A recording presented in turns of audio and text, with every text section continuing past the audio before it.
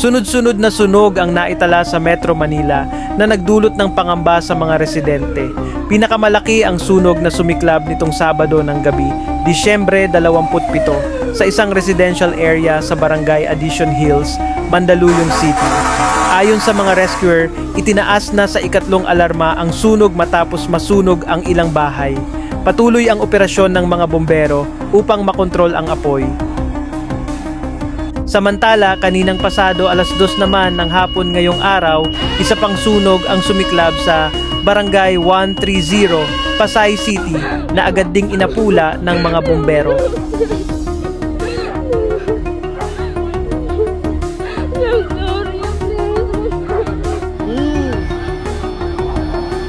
Kawawa naman.